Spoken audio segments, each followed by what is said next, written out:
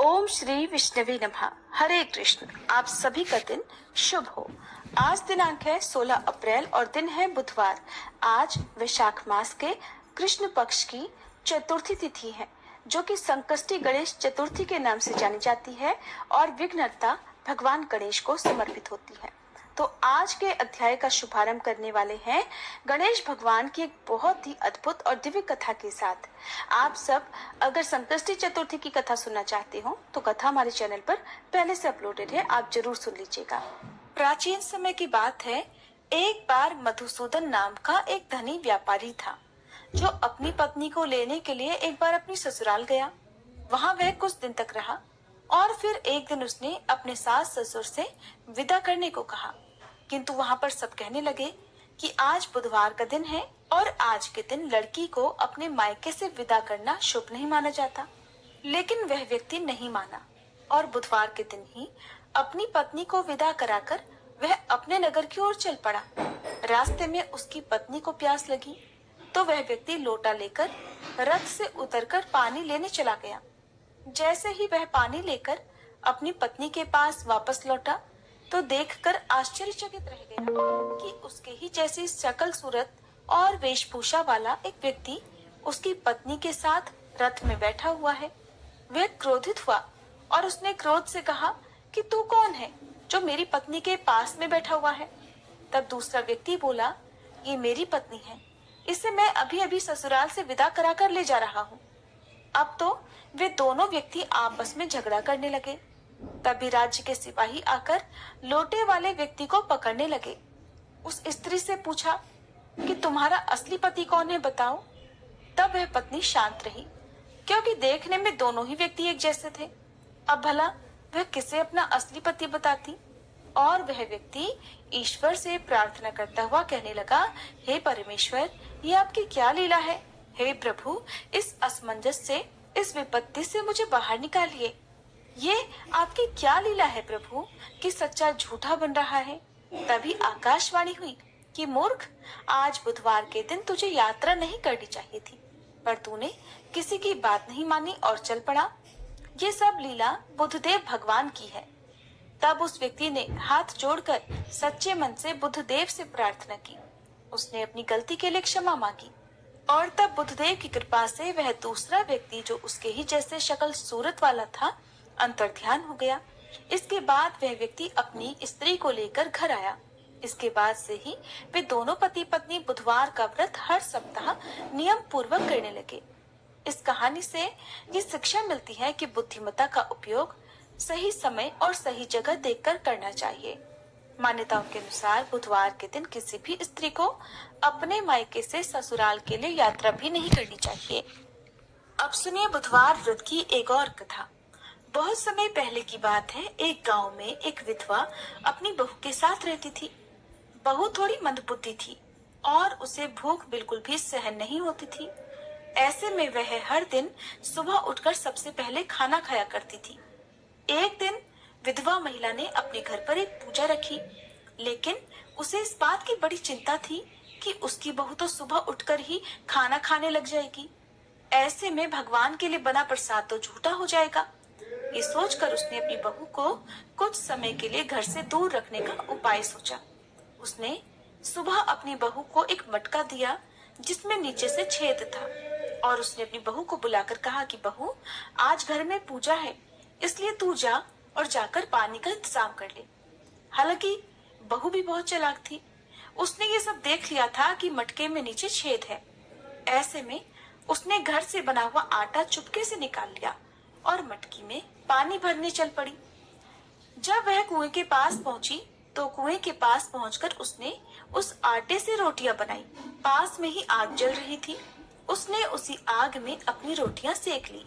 इसके बाद उसे नजदीक ही गणेश भगवान का मंदिर भी दिखाई दिया, जहाँ पर किसी ने भगवान गणेश के समक्ष घी रखा हुआ था। बहू ने उसी घी को अपनी रोटी पर लगा लिया और खा गई। उसकी इस हरकत को देखकर भगवान गणेश को बहुत गुस्सा आया और उन्होंने अपनी नाक पर एक उंगली चढ़ा ली। कुछ समय के बाद जब गांव वालों ने देखा तो उन्हें बड़ा आश्चर्य हुआ और उन्होंने भगवान गणेश को लाख समझाने की कोशिश की, लेकिन उन्होंने अपनी उंगली वापस नहीं हटाई। धीरे धीरे ये बात राजा तक पहुंच गई। फिर पंडितों को बुलाया गया और ज्योतिषियों को भी बुलाया गया। बहुत पूजा पाठ की गई, फिर भी भगवान गणेश ने अपनी नाक पर से उंगली नहीं हटाई। तब राजा ने ये ऐलान किया कि जो भी भगवान गणेश को नाक से उंगली हटाने के लिए मना लेगा, उसे 5 गांव इनाम के तौर पर दिया जाएगा। विधवा महिला की बहू ने भी ये बात सुनी तो वो भी कहने लगी, क्या मैं कोशिश करके देख सकती हूँ? उसकी बात सुनकर वहां पर एकत्रित हुए सभी लोग हंसने लगे, क्योंकि अब तक लाख प्रयास करने के बावजूद भी भगवान गणेश का क्रोध कम नहीं हुआ था। तो लोगों ने सोचा कि चलो, सब लोग तो अपने अपने प्रयास करके देख चुके हैं, एक बार ये भी करके देख ले। अनुमति मिलते ही बहू ने सबके सामने एक शर्त रख दी कि मेरे घर से लेकर मंदिर तक एक पर्दा बांध दिया जाए और कोई भी हमें ना देखे। लोगों ने ऐसा ही किया। इसके बाद बहू ने अपने कपड़े में से एक मोगरी छुपाई और मंदिर पहुंच गई। वहां जाकर उसने भगवान गणेश को चेतावनी दी कि प्रभु, ये उंगली हटा लो, नहीं तो एक मोगरी मार कर मैं आपके टुकड़े टुकड़े कर दूंगी। भगवान गणेश को लगा कि ये औरत तो पूरी तरह पागल है, कहीं सच में मुझे मोगरी ना मार दे। ऐसा सोचकर उन्होंने अपनी नाक पर से उंगली हटा ली और जब पर्दा हटाया तो देखा भगवान गणेश जी की उंगली वापस अपनी जगह पर है, जिसे देखकर गांव वाले बहुत प्रसन्न हुए और बहू का जय जयकार करने लगे। इसके बाद राजा के आदेश के अनुसार उस बहू को 5 गांव इनाम में दे दिए गए। कहा जाता है कि तब से ही बुधवार का व्रत करने वाले लोग इस कथा को भी सुनते हैं और दूसरों को सुनाते हैं और भगवान गणेश से यही वरदान मांगते हैं कि जैसे उन्होंने बहू की बात मानी, वैसे ही हमारी बात मानकर हम सबकी भी मनोकामनाएं पूर्ण करें। इस प्रकार भक्तजनों, आज के दिन जो भी बुधवार व्रत की इन कथाओं को सुनता है और दूसरों को सुनाता है, उनके घर में, उनके जीवन में भगवान गणेश की कृपा से सुख, शांति और यश बना रहता है। उनके घर के अन्न के भंडार और धन के भंडार कभी खाली नहीं होते। प्रेम से बोलिए, विघ्नहर्ता भगवान गणेश की जय। आज आप सुनेंगे विशाख मास मातम्य का 4था अध्याय। उससे पहले आज आपको सुना रहे हैं महामाया के 16 श्रृंगारों की अद्भुत कहानी। आपने कहानियां तो बहुत सुनी होंगी, लेकिन क्या आप जानते हैं 16 श्रृंगार माता रानी को अर्पित करने के पीछे क्या रहस्य है? तो चलिए इस कथा के माध्यम से आपको सुनाते हैं और उसके बाद आप सभी प्रेम से सुनिएगा विशाख मास मातम्य का आज का अध्याय। सृष्टि के प्रथम कल्प में एक बार मिथ्या देवी अपने पति अधर्म और भाई कपट के साथ मिलकर भूलोक पर घर घर अत्याचार फैला रही थी। लोभ ने अपनी दोनों पत्नियों शुदा और पिपासा के साथ मनुष्यों का जीना दूभर कर दिया। लोग एक दूसरे का धन, भूमि, पुत्री तथा पत्नियों का हरण करने लगे। चारों ओर व्यभिचार, अत्याचार फैल गया। अधर्म और मिथ्या देवी का शासन हो गया। प्रजा त्रस्त होकर त्राहिमाम त्राहिमाम करने लगी। तब सप्तऋषियों ने महामाया परमेश्वरी की उपासना और कठिन तप किया। आदि शक्ति माता तब ऋषियों को उनकी तपस्या का फल प्रदान करने के लिए प्रकट हुई।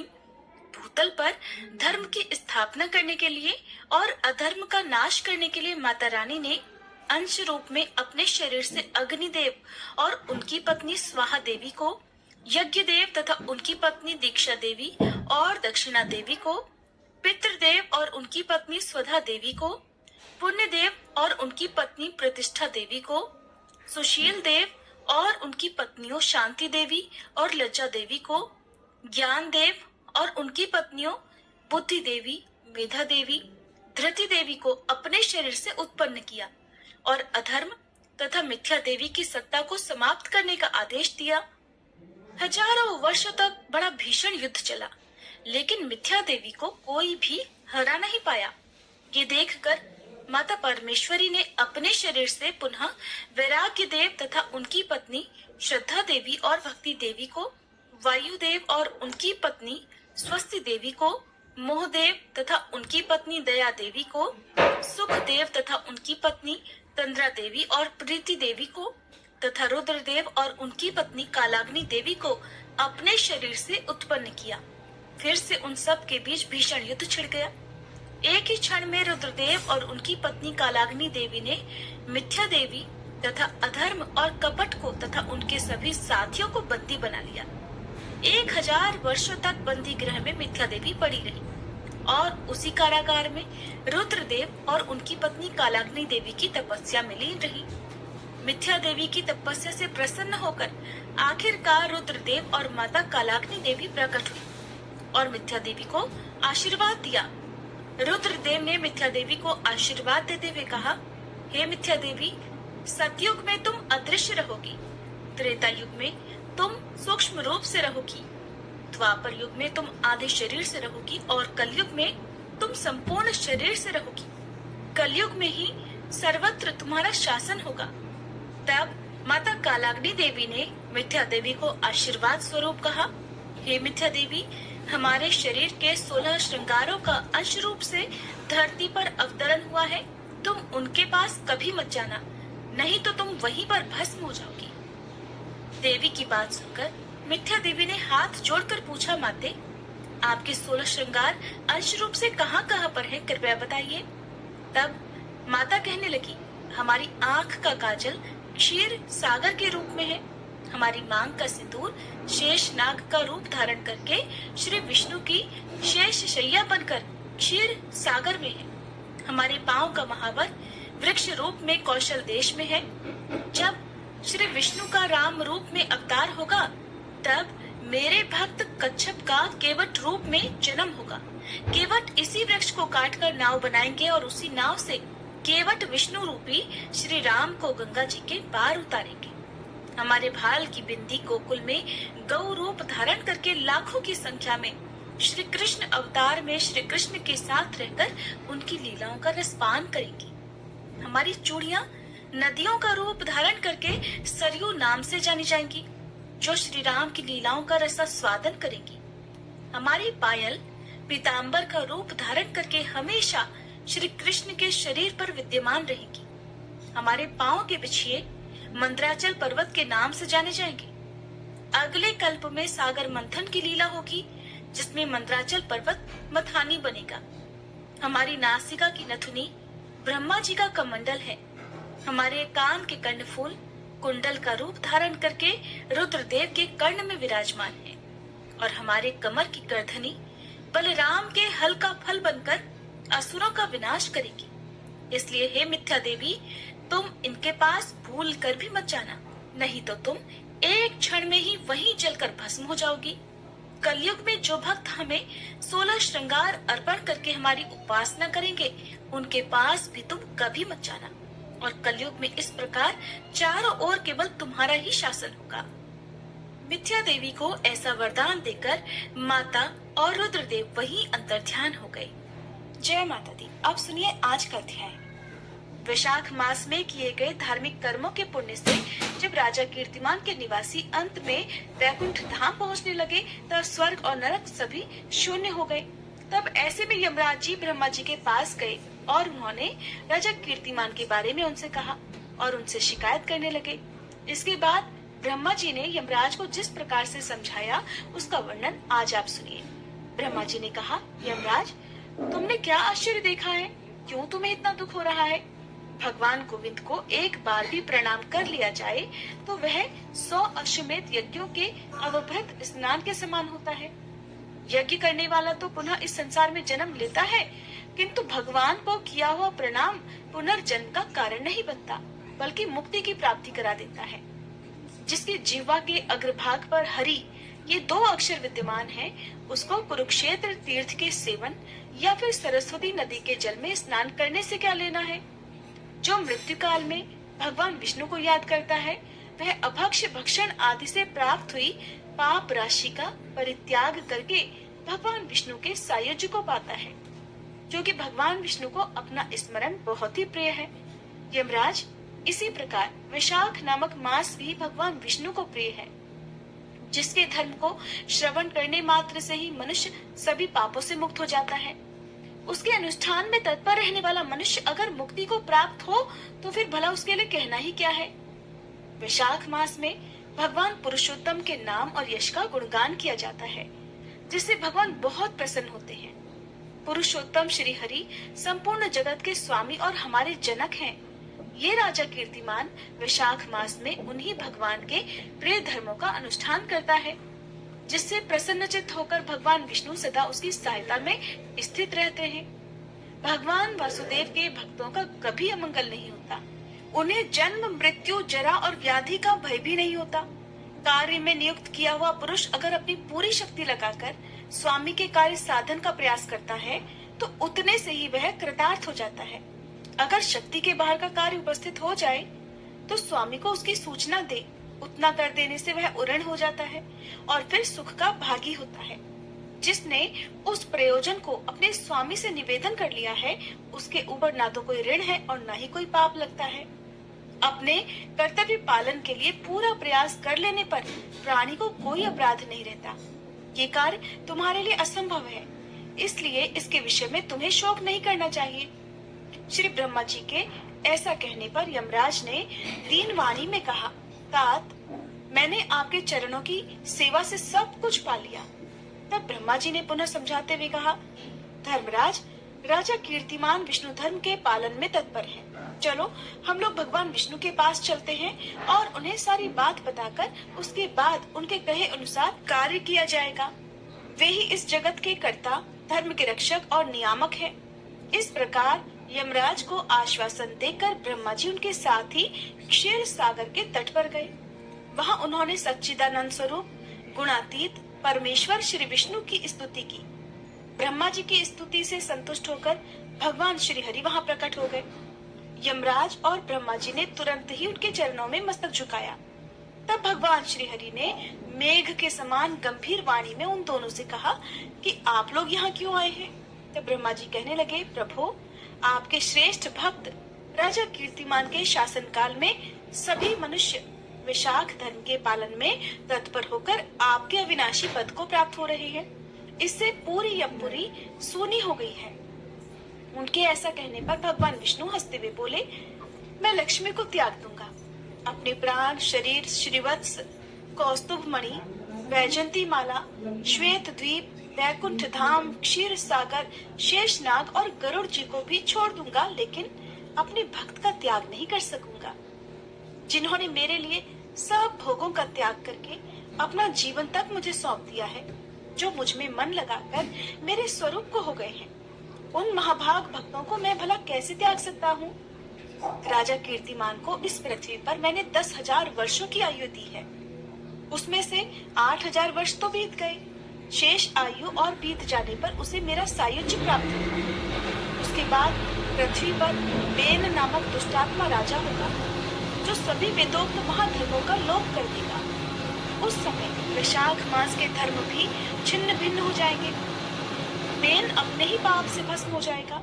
इसके बाद मैं पृथु होकर पुनः सब धर्मों का प्रचार करूंगा। उस समय लोगों में वैशाख मास के धर्म को भी प्रसिद्ध करूंगा। सहस्त्रों मनुष्यों में कोई ऐसा होता है जो मुझ में अपने मन प्राण अर्पित करके अपना सब कुछ मुझे समर्पित कर दे और मेरा भक्त बन जाए। जो ऐसा होता है वही मेरे धर्मों का भी प्रचार करता है। और इस वैशाख मास में से भी मैं वैशाख धर्म में तत्पर रहने वाले महात्मा पुरुषों और राजा के द्वारा समयानुसार आपके लिए भाग दिलाऊंगा। लोक में जो कोई भी वैशाख मास का व्रत करेंगे वे आपको भाग देने वाले होंगे। उनके वैशाख मास में बताए हुए महाधर्म के पालन में आप कभी कोई विघ्न मत उपस्थित करना। यमराज को इस प्रकार आश्वासन देकर भगवान विष्णु वहीं अंतर्ध्यान हो गए। श्री ब्रह्मा जी भी अपने सेवकों के साथ सत्यलोक को चले गए। उनके बाद यमराज जी भी अपनी पुरी को पधार गए। वैशाख मास की पूर्णिमा को पहले धर्मराज के उद्देश्य से जल से भरा हुआ घड़ा, दही और अन्न देना चाहिए। उसके बाद पितरों, गुरुओं और भगवान विष्णु के उद्देश्य से शीतल जल, दही, अन्न, पान और दक्षिणा फल के साथ कांसे के पात्र में रखकर ब्राह्मण को देना चाहिए। भगवान विष्णु की दिव्य प्रतिमा वैशाख मास महात्म्य की कथा सुनाने वाले दीन ब्राह्मण को देनी चाहिए। उस धर्म वक्ता ब्राह्मण को अपने धन से भी पूजित करना चाहिए। राजा कीर्तिमान ने सब कुछ उसी प्रकार किया। उन्होंने पृथ्वी पर मनोवांछित भोग भोग कर शेष आयु पूरी होने के बाद पुत्र पौत्र आदि के साथ श्री विष्णु धाम को प्रस्थान किया। मिथिलापति ने कहा, हे महामते, दुरात्मा राजा बेन सबसे पहले स्वयंभू मनवंतर में हुआ था और ये राजा इक्ष्वाकु कुलभूषण कीर्तिमान वैवस्वत मनवंतर के व्यक्ति हैं। ये बात पहले मैंने आपके मुख से सुन रखी है, परंतु इस समय आपने और ही बात कही है कि ये राजा जब बैकुंठ चले जाएंगे उसके बाद राजा बेन उत्पन्न होगा। मेरे इस संशय को आप दूर कीजिए।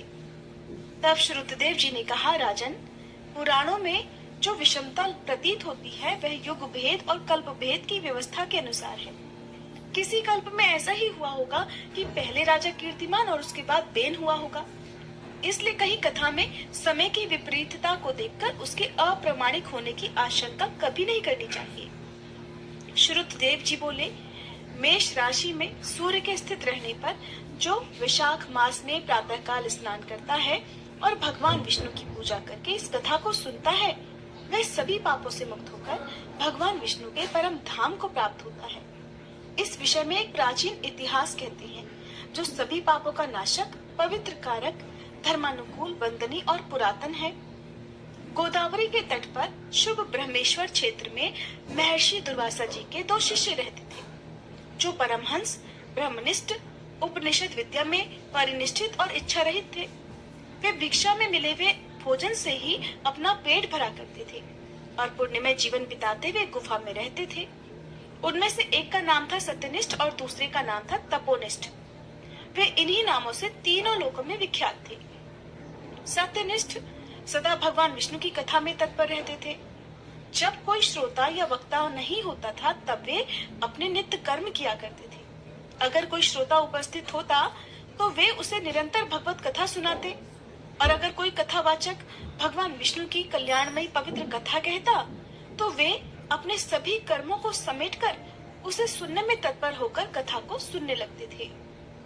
वे अत्यंत दूर के तीर्थों और देव मंदिरों को छोड़कर तथा कथा विरोधी कर्मों का परित्याग करके भगवान की दिव्य कथा सुनते और श्रोताओं को फिर बाद में स्वयं भी सुनाते थे।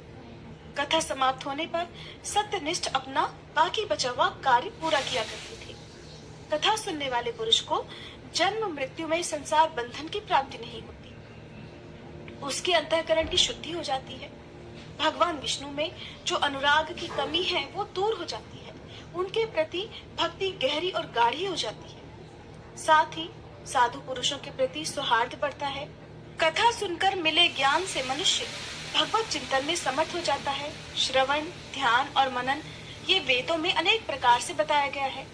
जहाँ भगवान विष्णु की कथा ना होती हो और जहाँ साधु पुरुष ना रहते हो, वह स्थान साक्षात गंगा तट ही चाहे क्यों ना हो, निस्संदेह त्याग देने योग्य है। जिस देश में तुलसी नहीं है या फिर जहाँ भगवान विष्णु का मंदिर नहीं है, ऐसा स्थान रहने लायक नहीं है। ये निश्चय करके मुनिवर सत्यनिष्ठ सदा भगवान विष्णु की कथा और चिंतन में तत्पर रहा करते थे। दुर्वासा जी का दूसरा शिष्य तपोनिष्ठ दुराग्रह पूर्वक कर्म में तत्पर रहता था। वह भगवान की कथा को छोड़कर पहले अपना कर्म पूरा करने के लिए इधर उधर हट जाया करता था।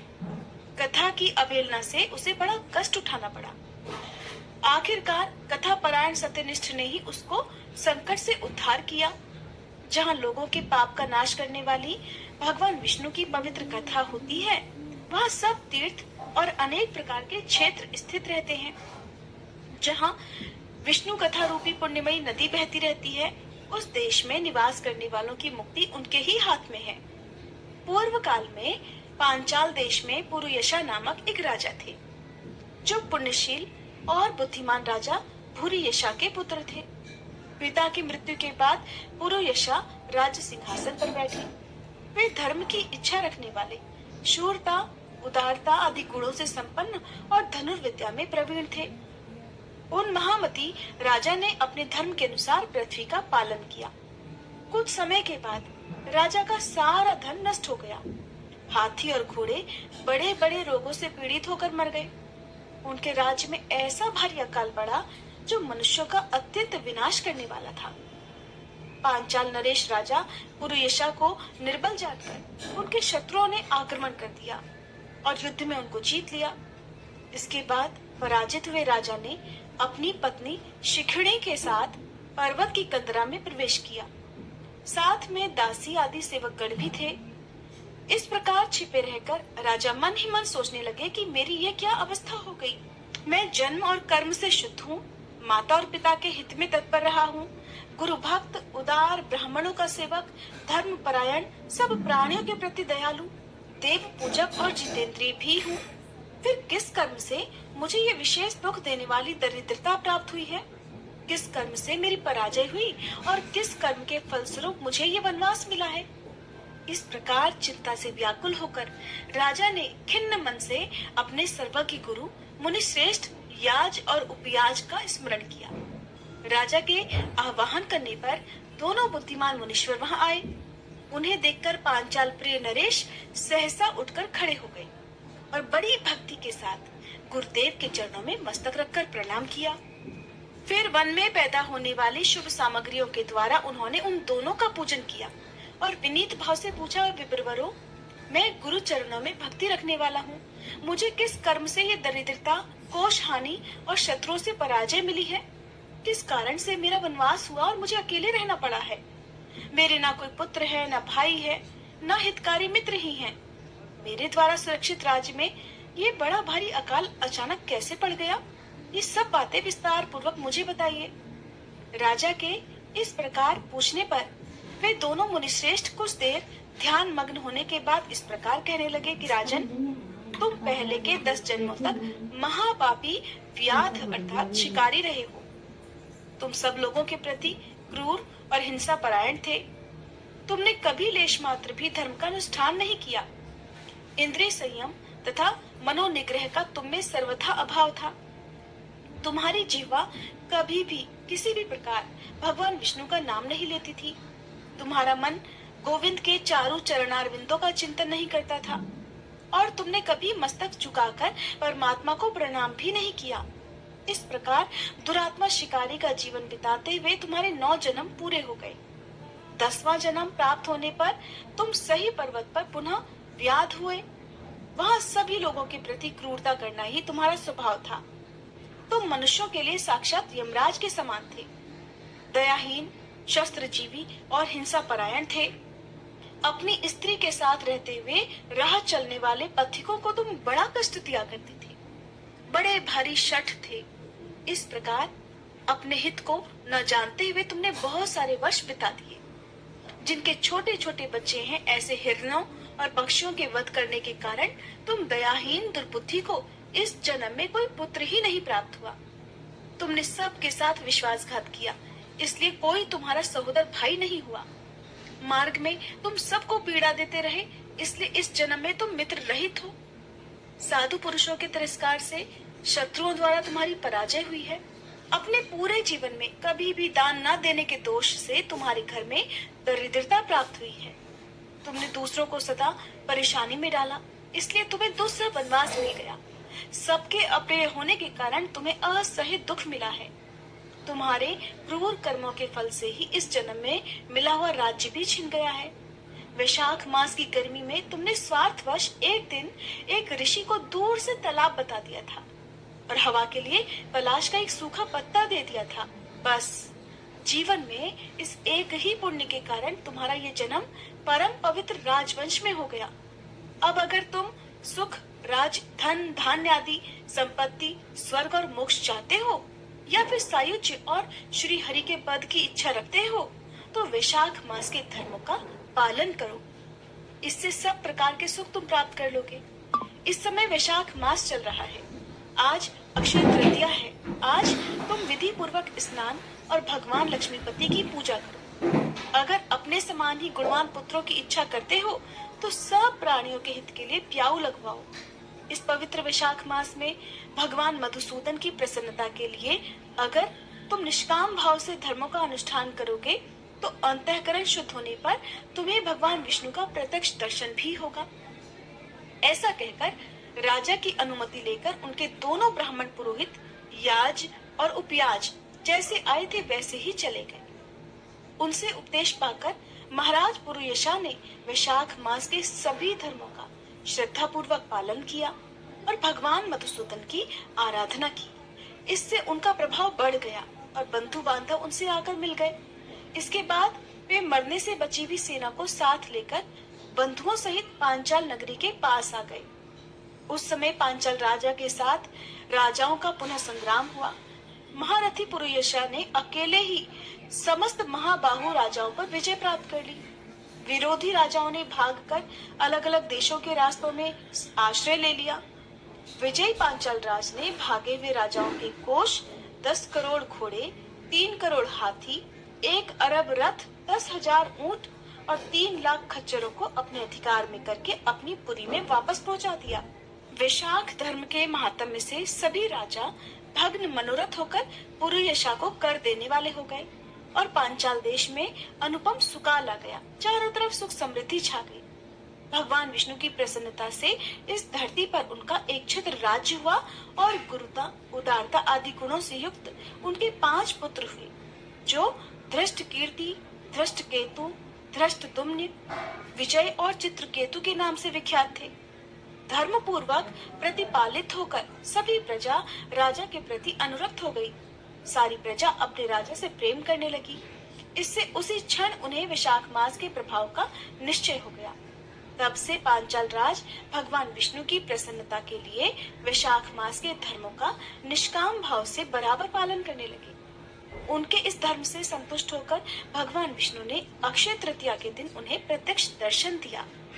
जय श्री कृष्ण। आज का अध्याय समाप्त हुआ। अगले अध्याय में आप जानेंगे राजा पुरुयशा को भगवान का दर्शन, उनके द्वारा भगवान की स्तुति और भगवान के वरदान से राजा की सायुज्य मुक्ति तथा शंख व्याध संवाद के बारे में और व्याध के पूर्व जन्म के वृतांत के बारे में। उम्मीद है हर बार की तरह आज की ये कथा भी आपको